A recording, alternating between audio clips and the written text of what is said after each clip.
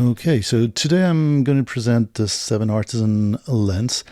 An interesting lens because I'm not a big fan of 35mm lens usually, but I wanted something for those who follow my reviews. I usually use a Leica SL2 to test lenses for many diverse reasons, and it's an L-Mount. And this is an L-Mount. You can find it in other mounts, but L-Mount lens, very compact, very cheap to buy. It's a 35mm f5.6. No possibilities to change the diaphragm aperture, but it's very compact. It's got this nice lid that automatically rotates over the lens to protect it once you go beyond infinity. The focus throw is, well, the rotation is quite limited, but it's very precise, sometimes a little bit too much, but you get a small you get a small notch at the end up to infinity, and then it closes. So it's actually a pretty cool lens. As I said, I don't like 35mm, but it's so compact. I can always have it in my bag besides my other lenses, more important lenses. And yeah, it's a good secondary lens that I actually kind of enjoyed. So let's maybe go look at a few examples, photo examples. And basically, the first two pictures, that's taken with the Leica SL2 body, a digital body with 47 megapixel for the sensor, the micro array on front of the sensor for better color rendering in the borders for light rays coming up too steep, well, not steep enough. Yeah, very modern rendering in my opinion. The colors are well rendered, good definition. And there is some loss, some vignetting, strong vignetting, well, semi-strong for this fixed aperture lens, but relatively nice looking at first. If we look at more details, that's a zoom. The right picture is a zoom. That's full resolution of the picture on the left. As you can see, lots of detail, very good rendering, even in high contrast zones, not too much glow or whatever. Yeah, very satisfying. It does go up to, almost up to, if not to the resolution of the sensor. So yeah, for a very compact lens like this, very nice. Here again, two details of Belgrade. Yeah, nothing much to say apart from it's nice to have such a compact lens with such a good rendering. Not too much character, actually, quite neutral, but works well. Here one detail, one kind of close-up shot to show how that was quite a high contrast. Again, I don't modify my picture apart from luminosity, contrast, and color balance.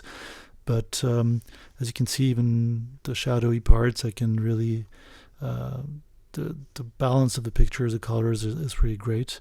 And again, on the right, that's another picture where I'm not an expert on wide angle lenses, and I think 35mm to me is quite wide.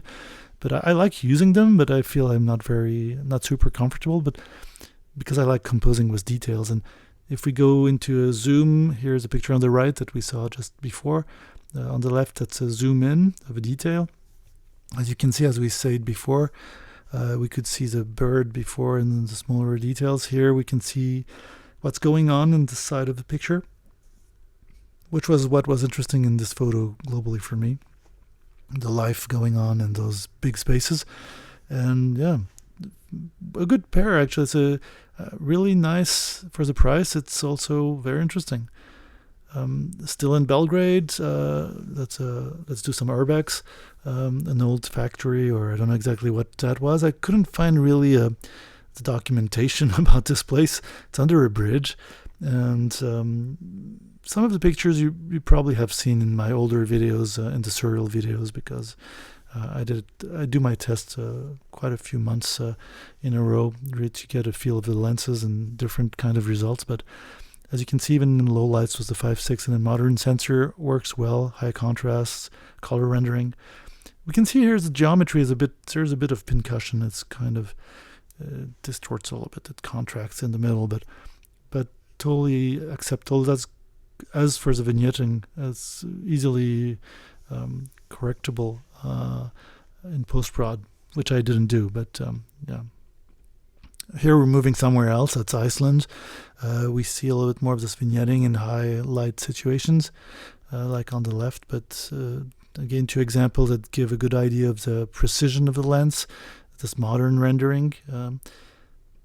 Here, a landscape, just to give an idea of this rendering, again, quite neutral. Nothing much to say. It work as expected. Here, more contrast on the picture on the left, and an idea of the bokeh when you really differentiate your focal plane. If it's near infinity and you have something very close, you get this really soft bokeh, which I really think is nice. Lets you give some depth to pictures that in 5.6 could be a little bit flat otherwise. So you can quite experiment with it. On the left, again, the streets of Reykjavik. Just to give an idea, we can see this pincushion and this color rendering. A little bit of distortion of the colors in the borders, slightly going towards maybe cyan, and that's part of the optics, not the sensor, which corrects for it. And on the right, I wanted to see also how it goes in very low light situations. That's in Café Barin, a really good place in Reykjavik if you like to dance and great music with great DJs. That was with musicians and photographer friends. And we're going to see that's really low light. With a modern camera, here it's the SL2, obviously. I didn't change equipment. I'm at 1/8 of a second exposure time. I have IBIS on, so the image stabilization from the body is on. And I'm at 6400 ISO.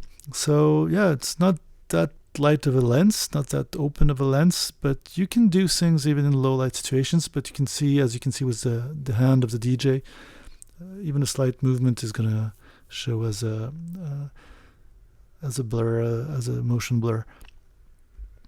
Here a landscape in lower light situations. At another time in Reykjavik, that, as I said before, I don't take all my picture in the same travels. I try to make variations. And here, if we zoom in, even with the higher ISOs, I was talking about the resolution, even with the grain, quite low grain sensor here, but I'm going pretty high. But the high contrast on the light sources and the grain because of the high ISOs, I think here high, relatively high, and I'm pushing the low lights. I'm probably at 800 ISO here. But as you can see, we can still differentiate passerbys on the pier on the right, the windows of the boat on the left, and the small flares. There's a little bit of flaring on the high contrast, but it's not disturbing at all in my opinion. And to finish 2 pictures in high contrast, I wanted to show 2 examples again of this nice bokeh. You can really create a false sense of depth.